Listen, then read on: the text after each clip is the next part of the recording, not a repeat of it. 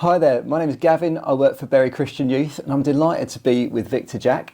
Victor's very well known around these parts, so I thought I'd have some time with Victor to ask him about a few things around BCY, some of the history and things like that. So Victor, thank you for your time today. Good to be here. Brilliant. Victor, tell us, BCY has been in existence for 34 years now. Tell us about the early days. You were there when it all started. What happened? What was going on? Yes, it has an interesting history because I was involved in a big mission in Ipswich with David Watson of York. And at the end of the mission, crowds of people met together for an evening of prayer as to what to do next. And after a time of silent prayer, everybody was given a card and to write on the card what they thought should happen in Ipswich next. And the vast majority said a new youth worker for the schools. And so I was asked by the ministers in Ipswich to form a working group to develop this. And the structures we set up proved to be really fruitful, and it's progressed well ever since.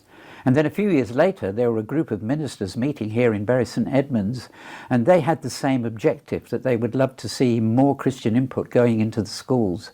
So they were thinking and praying about a new schools worker here. So they approached me. And I helped, again, to set up a similar model here in Bury St Edmunds to what we had set up in Ipswich. Amazing. So that's how it all started. Incredible. So this was 1990, Victor? Yes, that's right. I've heard sort of stories of big missions and big things going on the green spaces around the town. Was that sort of part of the early forming of BCY? That's right, because we used to have a 500-seater marquee, and we put it in all the towns across Suffolk, and we had 3 or 4 quite large missions here in Bury St Edmunds. And at the time, I would go to the heads of the school and ask if we could put some Christian input. And every time they said yes. And so we kind of developed quite a lot of ministry into the schools assembly, classroom sessions, and so on. And so I'd already got my foot, as it were, into the schools.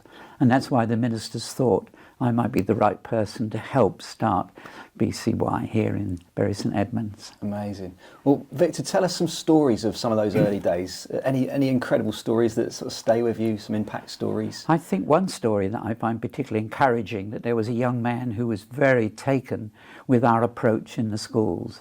And it was his first real introduction to Christianity. And as a result, he became a committed Christian.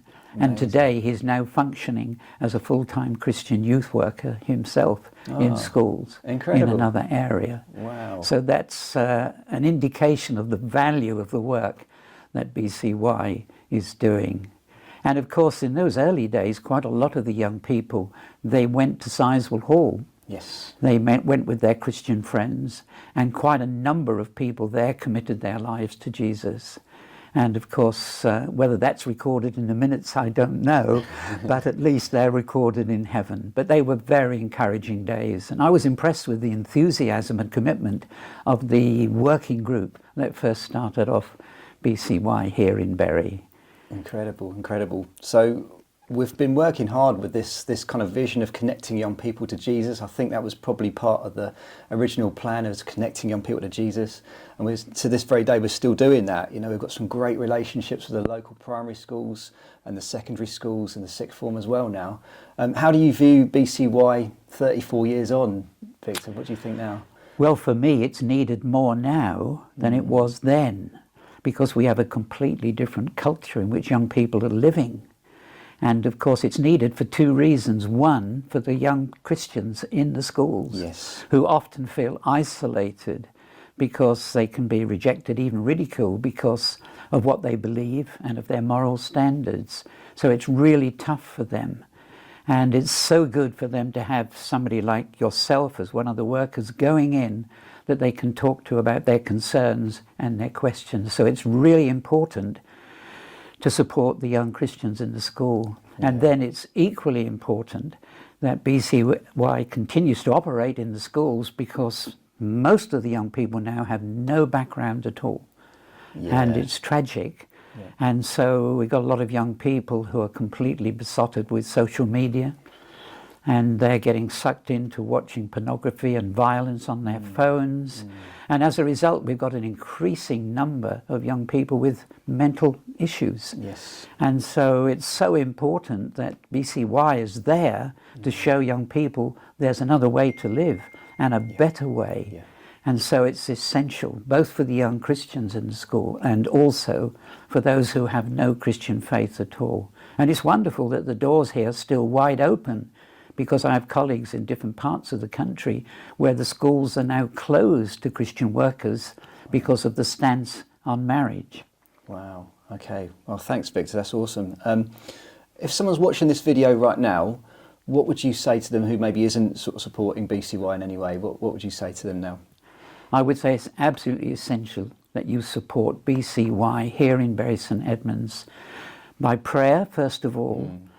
And if you keep a prayer list, make sure BCY is on your prayer list as it is on mine from Monday to Friday, because the staff need all the support they can get through prayer. That is absolutely essential. Yeah.